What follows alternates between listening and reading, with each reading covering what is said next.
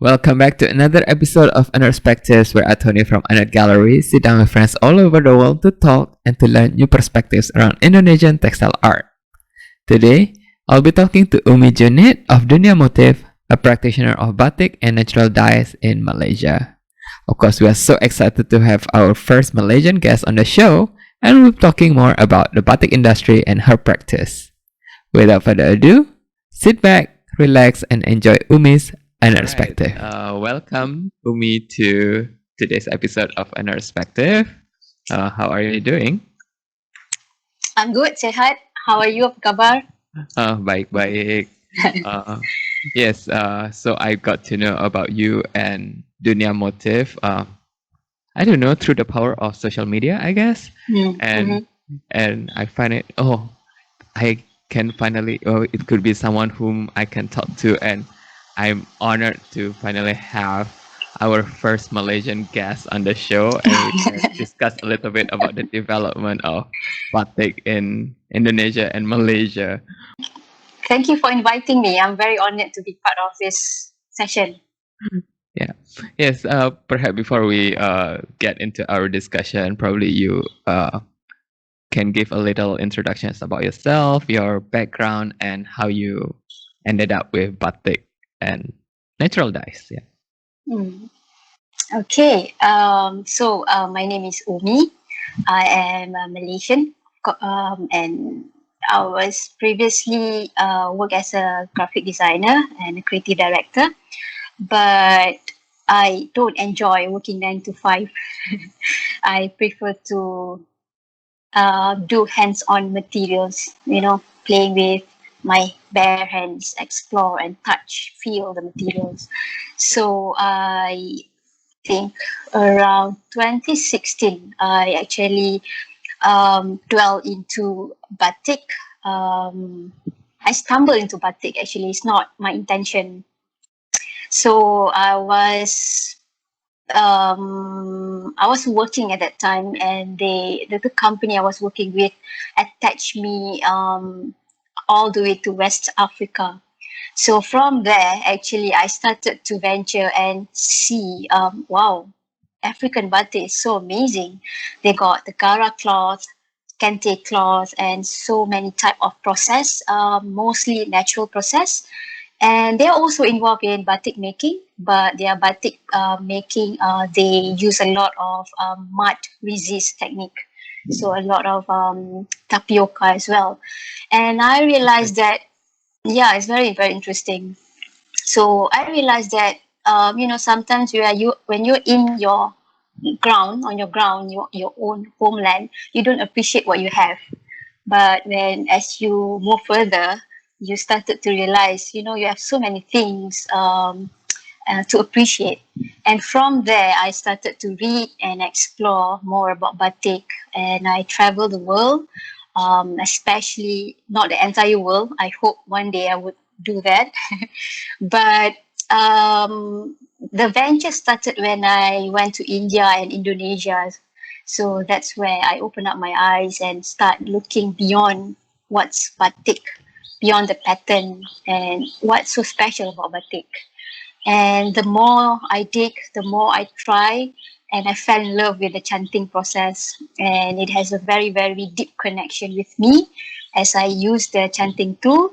And when I start playing with the wax, the hot wax, I started to feel the connection. And then 2 years ago or 3 years ago, I think in 2018, I decided to quit my job, and I want to venture into batik making for full time. I quit my job and I started for a year doing my own thing. In Malaysia, we call it short sendiri. You just do it for fun. Yeah. Okay. And at the same time, I travel to Indonesia. I get to know the people there. Very, very nice teacher, and they taught me how to explore the batik. And beside Indonesia, I also went to the east coast of Malaysia, the Terengganu and also the Kelantan. That's where our batik exploration in Malaysia, to say. So from there, slowly I moved into natural dye making. I get to know, batik and natural dye has its significance and very close relationship. So I convinced myself this is what I really want to do, and I pursue my study, and I just completed my master in textile design Oh, last year during the pandemic.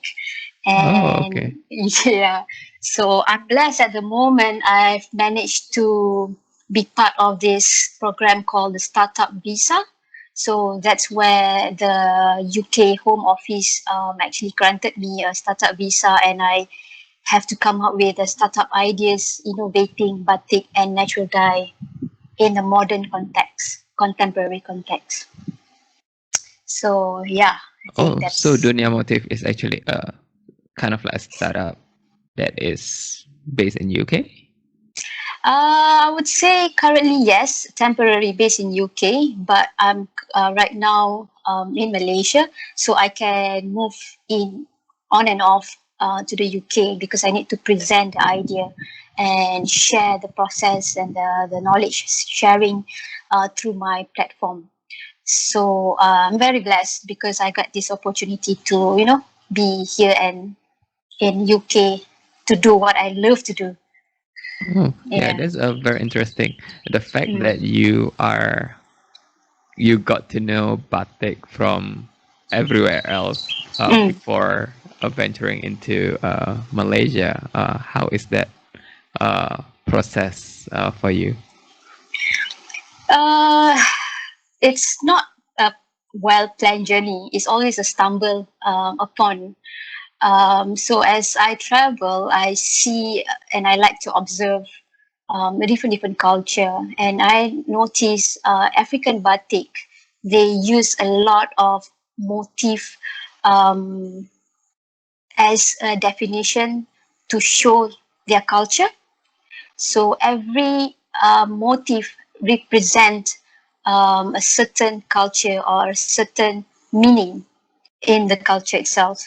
So, for example, they can even show as random as a fan, a table fan, you know, and every lines and every strokes has its own meaning to represent their tribe. So I find it very, very interesting. And also when I went to India, the motif that they explore is very, very intricate. Or of course, Indonesia is very detailed process, and every part of Indonesia they have a different motif exploration. Javanese batik, and then you got the pesisiran batik, pesisir batik, and they have a different story. So Malaysia and Indonesia, we have a lot of similarities, but of course, there's a little bit of difference in terms of the technique and the motif exploration. So in Malaysia part, our batik, it's mostly exploration of the motif relates to the flora and the fauna, and our colors is a more subtle and soft pastel approach. So, but this is still yet to explore, and it's always innovation. It depends on the maker how they explore according to their preference. Yeah.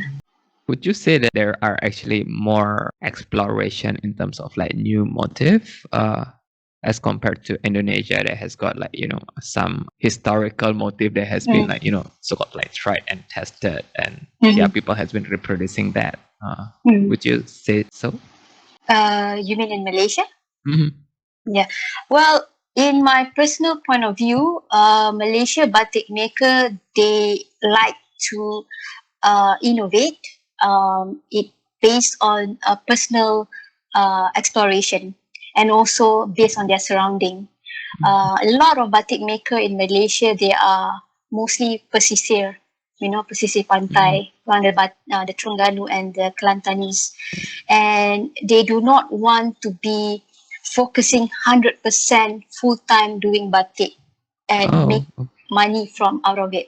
They like to, we call it santai, and not to stress doing it because it's more like a self exploration. oh, And the batik motif, it's always based on, like I said, the flowers, the flora and fauna, and a lot of the process involves stamping batik chap.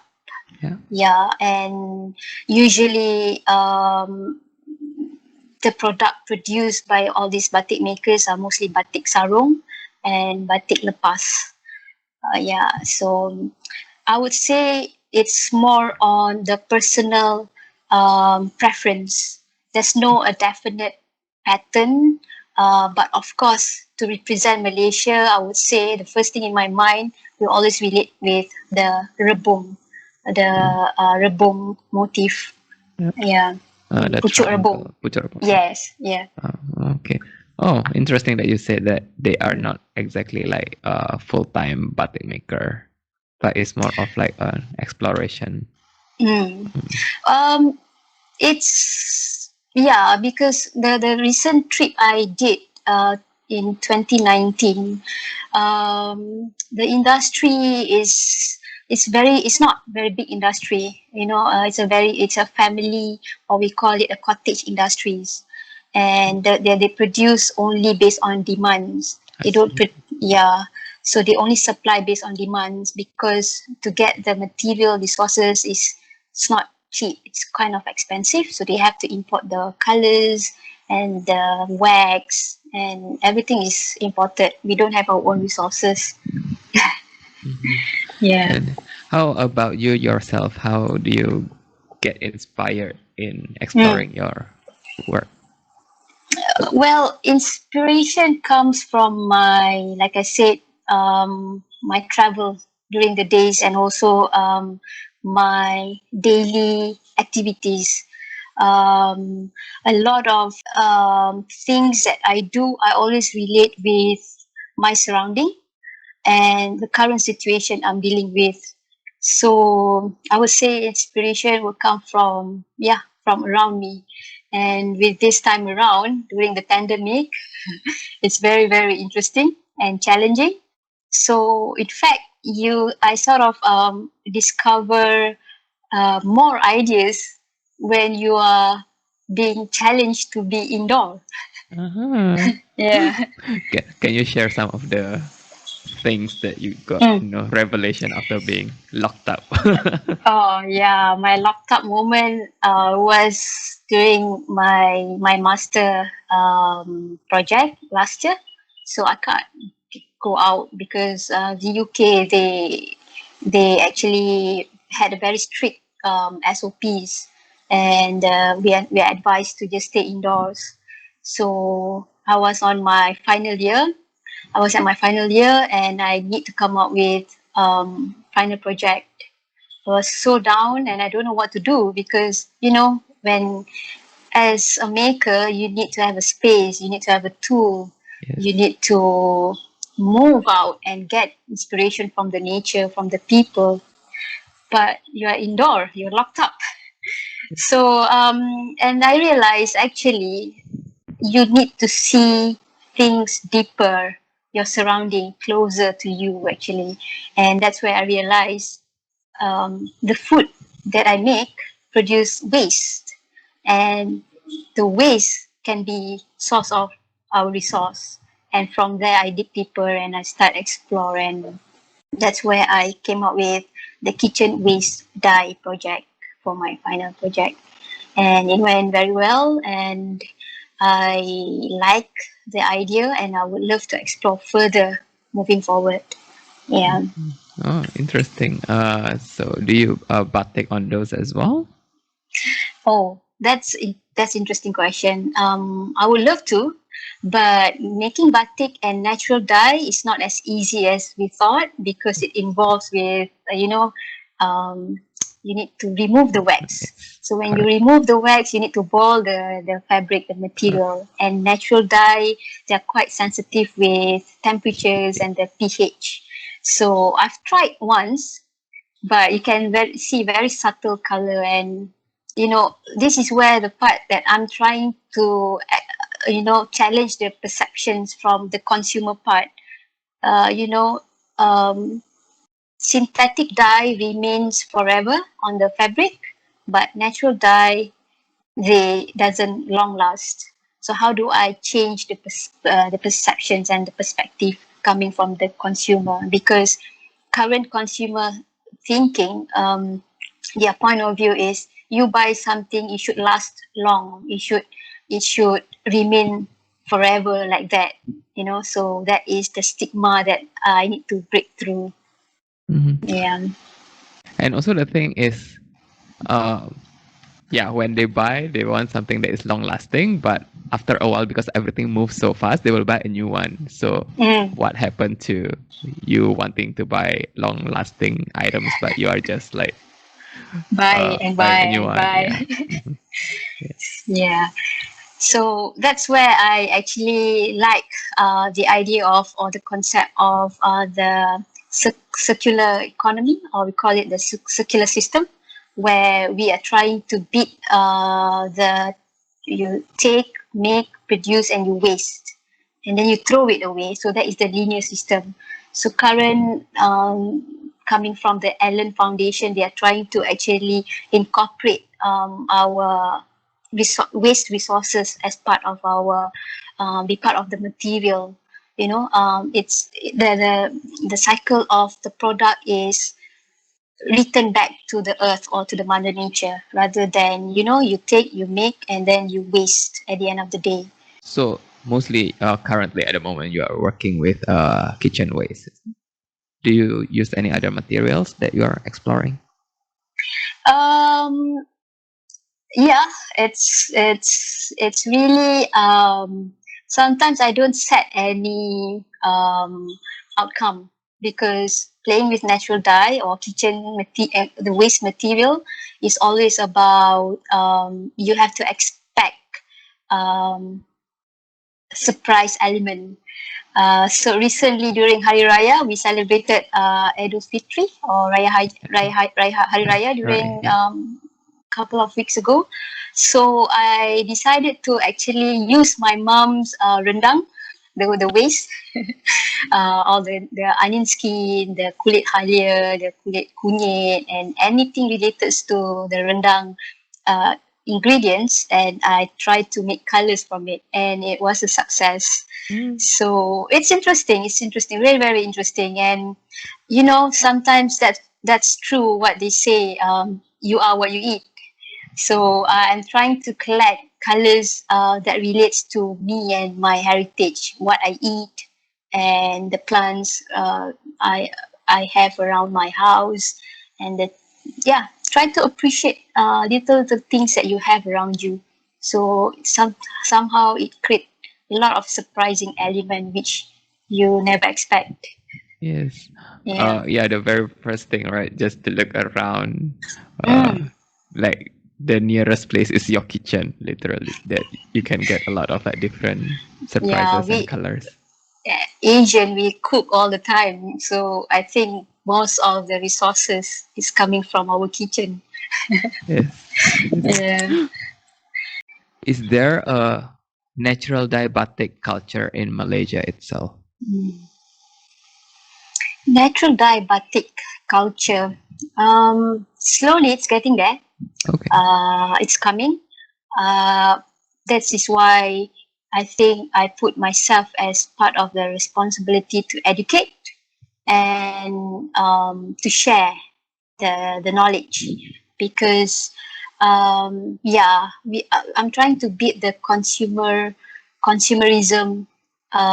concept here, because it's always about, you buy things that you don't need, and you keep on buying again and again and again.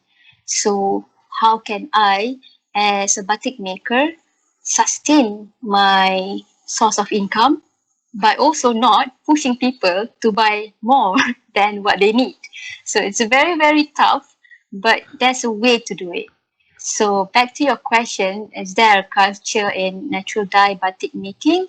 Yes, very small, progressing, and it's coming soon, I would say. Yeah. Mm. Oh, I heard of someone.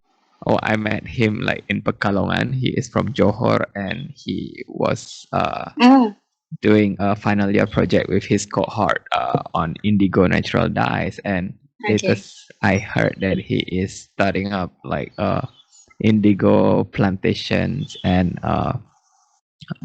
basically whole batik workshop using indigo in Terengganu, I believe. Yeah, Yeah, yeah. yeah, yeah. So, That's yeah. Slowly, it's coming. In fact, I actually adopt my first indigo seeds coming all the way from Pekalongan, oh, and nice. also and it's also Semarang. So I've met the dean and the professor from Pekalongan. If Pak you Zahir. happen to, yeah, Pak Zahir Widadi, very nice man. But thank you for his knowledge.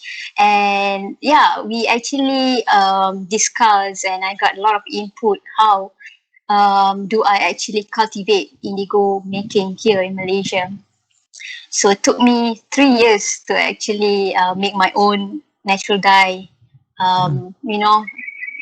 Make my own paste and Oh, produce my own color from my own plant. wow. So yeah, so it's very very interesting. And yeah, from there I started share all the indigo seeds with among Malaysian, all the batik makers and anyone who interested. I share all the seeds, and yeah, it's Mm. growing. The indigo plants is growing around Malaysia. Oh, awesome. So all the indigo products that we see on your site are all from your plant. Uh, that's the intention. But to be honest, no, I can't do that as for now because I don't have enough land to cultivate the entire indigo. Because to make a kilo of indigo paste requires at least 10 to 15 kilos of leaves, and I don't have that luxury of to do Space. it as for now. Yeah, but I managed to make 2 or 3 kilos, and I don't do it for product base. It's more on the making workshop, sharing the process to as many as I could, because that's more important rather than making product and sell it. Like I mentioned earlier, my intention of setting up Dunia Motif is to have a knowledge based platform to share the process of batik making and also natural dye making. Yeah, but very slow and take step by step to do it. Yeah. Yeah, definitely. And what Mm. sort of products or offerings do you have Mm. through Dunia Motif? Um, I don't really have a definite product or product planning because when I read further about sustainable development and also the circular system, Yeah. um, I do not want to make product after product just for the sake of selling it. I would rather have a product that have a bigger value, bigger meaning, and my product is considered very limited because I only do in very small quantity.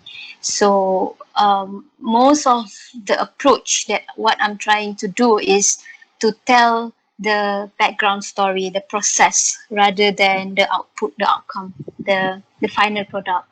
So I've been trying to actually pushing all this information through different platforms like podcasts, YouTube, or whatever that I can. Um, I go it the other way around, share the story and the process. And if anyone who actually appreciate what I do, then they will purchase the product. So I don't really have a definite product planning. By this year, I will do 6 products or 7 or 8 or 9 products. I don't have that approach. I only make according to um, what I see needed at that particular time. Mm-hmm. Yeah, sounds weird, but it doesn't make a lot of money anyway. But it's always about the knowledge. Yeah, I'll push more on the knowledge rather than the selling of the product itself. Mm. Yes. So, how long have you started Dunia Motif? Sorry again. Um, I started Dunia 2019. Motif, yeah, no, back in 2016 actually. Oh. Previously, Dunia Motif was an online magazine platform. Mm-hmm. So after my travel to Sierra Leone, the West Africa, I actually connected with a lot of batik makers across the world. There's one in America, in German, in Indonesia, in India, and in Poland. So I collect all the information, and they contributed some of their story, and I actually publish an online magazine through online platform. So that's how actually Dunia Motif started. I So it see. evolves eventually. So I see, after I actually discovered natural dye, and I start blogging and write about it, cultivating the indigo seeds. So it evolves. Mhm. So initially, Dunia Motif was an online magazine platform. Oh, Yeah, interesting. yeah. Yes. So it's been, I would say, this is now, it's already 2021. I started in 2016, so Yeah. 5 6 years already. 5 years, Yeah. yeah, of Mm. educating the Mm. consumers of Eh, the process, right? The the slow process that is like, the opposite of what's happening around the world. Yeah. Mm.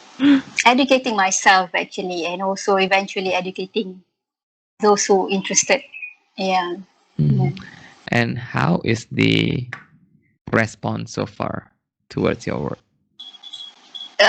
Response, I would say it's very positive, although it's progressive, but it is positive.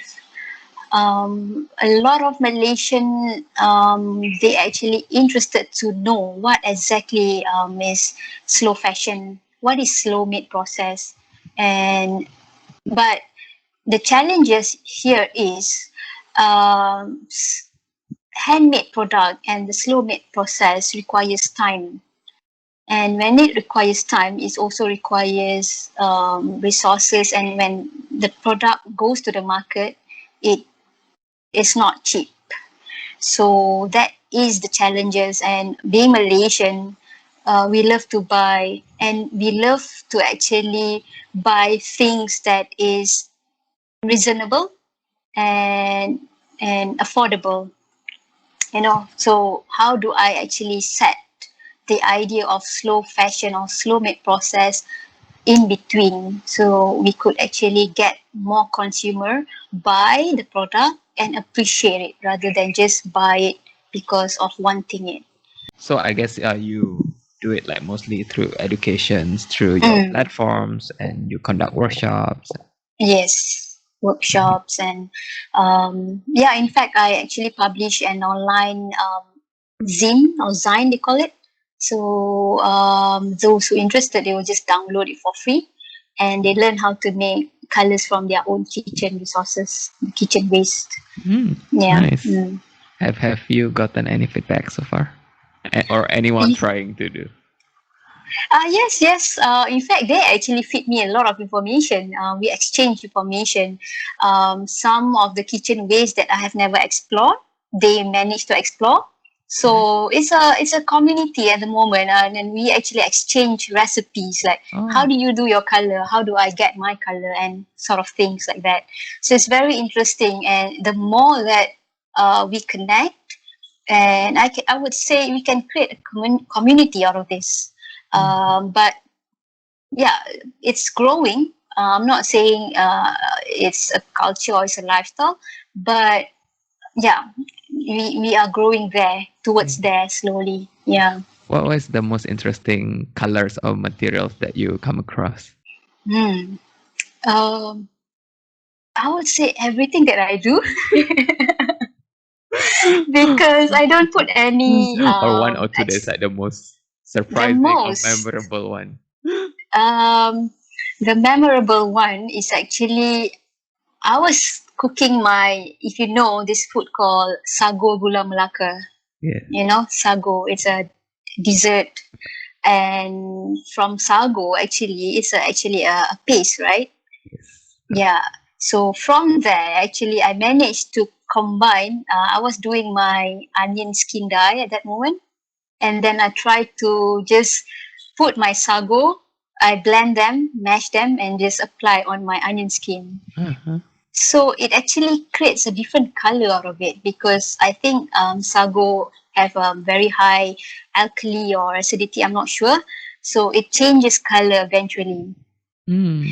Yeah, and then I just try around and put a lot of yeah, you have a lot of time during lockdown. What can you do? You just Ransack your kitchen. explore, yeah, play around. And I was having the rust Uh, from the yeah.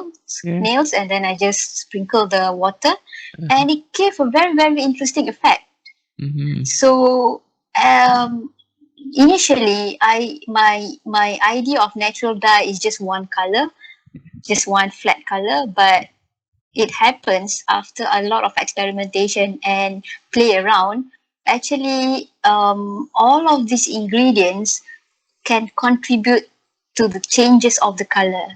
So, and when it's dry, it change according to the the the, the surrounding as well. So, yeah, I made with my sago gula melaka. I play around with my the chicken soup. I Yeah. made a soup, and from the food waste, the scrap, the dry scrap, and I boil them, and I make colors, and it becomes a chicken soup color. So Okay. Oh, do you yeah, use the bones as well, like the? no. Oh, okay. So Um, it's just the so plant bit. yeah, all of the scraps taken from um, all the dried materials. So, for example, if I were to make a chicken soup, then I would have my daun soup. I have the carrot tops. I have the onion skin, and I have the ginger skin, and I dry them, put them separately, Nice. and then the next day or a couple of days after that, I'll start boil them. So yeah, I do have a lot of questions. Like, how do you make your chicken soup color? You boil The all the bones. bones. No, I said no. Yeah, it's all from the dried materials. Also, you only So use plant-based materials. You don't use the yeah, animal parts, right? not yet. I guess Okay. maybe in the future. Who knows? Okay. Not yet. Yeah. Is there a particular materials that you like avoid or will not explore? Hmm. Hmm. Interesting question. I've never avoid anything, but um, the boiling process is it makes a lot of weird smell actually. So like it or not, anyway, it's all from the nature, so it's okay. And yeah, nothing that I can avoid. I think I enjoy all the process so far. Yeah. Okay. Mm. And what are some of the challenges that you face? If I put in context, well, when I was in UK, the challenges is of course uh, it's the weather, and also the space that I'm living in.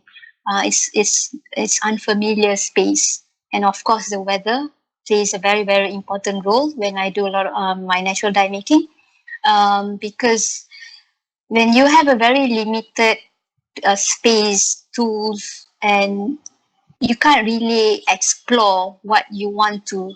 But I take it in a positive manner where all this limitation can become source of inspiration. So I do not put any expectation what I want to achieve. I just trust the process. Yeah. So um, then I put myself here in context. When I'm back in Malaysia, I feel a lot of more freedom. Although I'm still in lockdown at the moment, Malaysia is still in lockdown. Oh yeah. But still, I still feel the freedom. I still go out, and we have a lot of herbal plants, all the ulam outside there. My mom grows a lot of ulam, and yeah, it's a bit more possibility I can explore. you know but sometimes I do feel when you have more possibilities, when you have more resources, you tend to do nothing about it. It's true. Yeah, so you will appreciate things that you don't have, rather than when you have everything around you, you won't appreciate it. So it's tough to be human, isn't it? Yeah, the paradox of choice. The more Yeah, choice you have, the more you're not gonna end up buying it or choosing yeah, anything. exactly. Oh well, that's human behavior, I would say. Yeah. One interesting point that you brought up: how's the weather affecting the process? Hmm. Oh yeah. If I was exploring my natural dye during winter time at that moment, to dry my fabric take ages, and you don't have natural sunlight. Mm. And when you don't have natural sunlight, and everything I do, actually I depends on my dryer. So you're forcing the natural element to dry using, yeah, things. Yeah, it's not a natural process, and I do make a comparison, and dry using natural lighting, actually it gives a very subtle outcome. When you force the item, when you apply some iron, like you use the iron to iron the cloth or the material, you're forcing the fabric to dry. Yeah. So it gives a different, I I feel the different, Mm. maybe not that obvious, but as a person who do the process hands on, and I actually can see the difference, because you force the natural element to dry, yeah, without using any natural lighting. So Yeah. yeah, weather is one, and of course, like I said, the limited resources of not having enough tools. I don't even have a big pot to actually dye my fabric, so it's very very tough. But yeah, like I said, just manage things according to what you have. Yep, the weather thing is definitely something that I don't kind of like consider because we are Mm, here in the mm. tropics, right? Yes, we Yeah. are blessed with the sunlight. But in UK, the weather very, they're grumpy. They're very grumpy weather. So you can have sunlight, and you thought, oh, it's a sunny day. But 5 minutes after, it's just like gloomy day. So you cannot expect. You don't hope for a nice weather in UK, because it changed drastically anytime. Mm. Yeah. So a lot of natural dye makers there in UK, or in that particular part of the world, they actually use a lot of they play a lot of eco printing Mm. technique, Yeah. and they steam, and they do a lot of process according to their environment.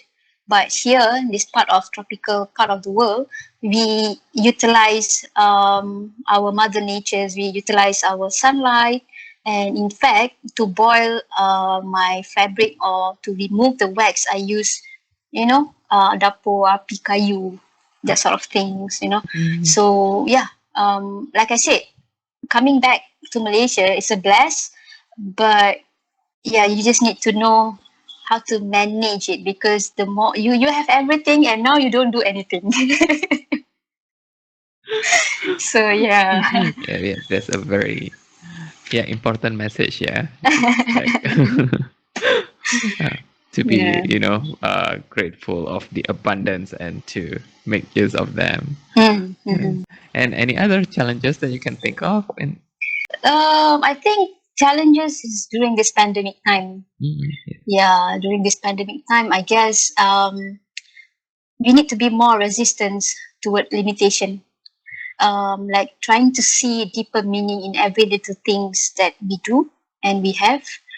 And also, this is the moment where we deconstruct things, and reconstruct again the ideas and the concept towards the process. So as a natural dye and batik maker, this is the moment where I actually spend more time to do retrospective, and to see what do we do as a human being, our contribution towards the society, and how do we actually mend our relationship with the mother nature, because we do a lot of disasters, it's coming from us. And like you preserve the historic element, rather than you just yeah, you want to create something, you want to innovate things, but do also consider, yeah, going back one step behind and try to preserve things that we already have. And especially we talk about the culture and the heritage and try to actually, incorporate in things that we make. Because I realize as a maker and as a crafter, we forgot um, to uh, to actually utilize elements that is in front of us.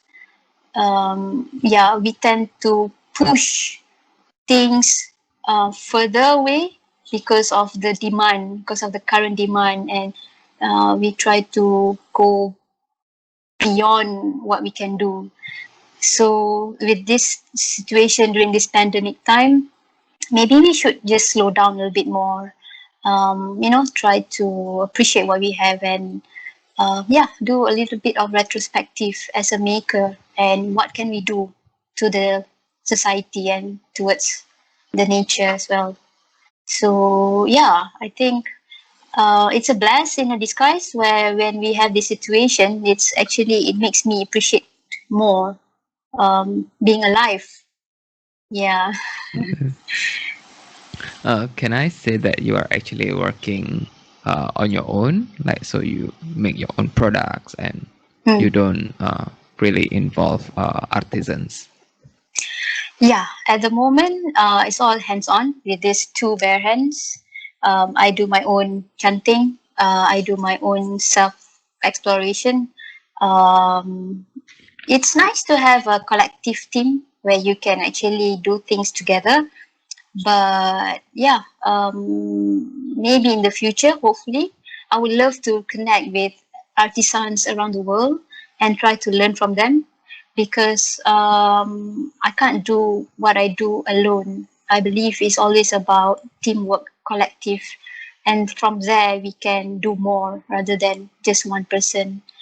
At the moment, I can do what I can. So as an individual, I tried to reach as many as I could through all these social media platforms and other platforms that I can reach. Okay. What are some of the current projects that you are working on? If you can share some or two initiatives that you have. Okay, so I have multiple projects, but I set a priority to this certain project. So at the moment, I'm running a podcast. It's called Tukang Celuk Warna. Tukang Celuk Warna. Tukang Celuk Warna. So the idea is to actually to have a session, borak santai session with researchers, academicians, the makers, particularly in Malaysia, and share their thoughts and their point of view on certain topic. Like recently, we talk about batik in Malaysia and what's the issue, what is the struggle during this pandemic. So and also at the same time, I plan to actually collect data coming from my surrounding here in Sungai Buloh. What do I do with plants around me? Can all these plants extract colors? Yeah, so it's experiment stage, I would say. Collecting, reading, and play around with my plants. And my mom was like, what are you doing with all my down? I said, oh mom, this is experiment and this is part of my research. So How is her response to? Are you like doing it at your home? I'm actually currently living with her. So at first she was like, do you know why I plant all this? This is for you to eat. I said, yeah, you can eat that, but as also we can explore and make colors from it. Who knows? Who knows actually? Daun betik can produce colors. Who knows? Maybe daun betik can become a tannin agent before you make natural dye. So there's a lot of possibilities. I wish I could to collaborate with anyone who in this background, because I don't have any background in plants and all this tree or whatever not. So it's all Google. I just depend on Google and Okay. some books Mm. material. Yeah. Yeah, but also it's like to make full use of the plant, right? I mean, you can eat probably the leaf Yes. and then the scraps you can do something else with it. Yeah. Yeah. My kitchen. I mean, my mom she's in the, like giving up already because I have like a bottles of daun. I mean the kulit bawang. I have even I collect the fish scale, the sisik ikan, and dry Okay. them. Ah. Yeah. Interesting. So there's a lot Uh, of collection. well, And my fridge is full of extract, so. oh yes. Then yeah, only people who knows and can deal with us, I guess. Yeah. Oh, so you have a podcast and exploring the Yeah. inventorizing the colors Mm. of your surroundings. Yeah. Colors from my mom's garden, I would say. I don't know what's the project called, but at the moment, yeah, I've collected the daun bunga telang. Yeah, Yeah, so the leaves, butterfly pea flower. yeah, the butterfly pea. But yeah, also you can also make paste out of it. So I mean, I've done a lot of experiment and I managed to achieve paste. So you can print direct on the garment or on the fabric using the paste technique. Oh, So a lot okay. of possibilities. It's just that when you're alone, when you're doing this on your own, so you have to manage everything. So it's very slow process. And with your startup grant, are you expected to have like a certain deliverables? Yeah. So with this startup visa from UK, I set my own plan. At the end of the day, I need to actually showcase and also present the business ideation. Yeah, until to the extent if anyone would interested to be part of it, then they will bring the idea, incubate the idea, and move further. But the intention here is actually I would love to come back to Malaysia and contribute back to Malaysia, and I think there's a bigger chance and bigger opportunity, and it's more important for me to actually connect back with my society, my culture, and give back to my own people. So yeah, going to UK is to explore and to learn and to also experiment things. But at the end of the day, come back and give back. And final questions before we close off our conversations today. What would be your final words to summarize your work and also like hopes for Dunia Motif and your research? Oh wow! To be honest, because of the pandemic, I don't really have. I don't. We can't really have a long term plan at the moment. But of course, in a nutshell, I would love to put Dunia Motif as a platform where it is a base for everyone to reach and to get information and to reach me, and we become a community of um, a different background. It doesn't have to be natural dye, it doesn't have to be batik, but yeah, we try to incorporate the idea of the circular economy, the circular concept. Try to make things reasonable things and practicality out of it rather than just make and sell and you stuck in that loop again and again. So yeah, it's about time for us to actually acknowledge and start to rationalize things and be a responsible human being because we've done a lot of mess to the nature. It's a long it's a big responsibility, but I can do what I can. That's why I do what I could. by just sharing the kitchen waste project for a start.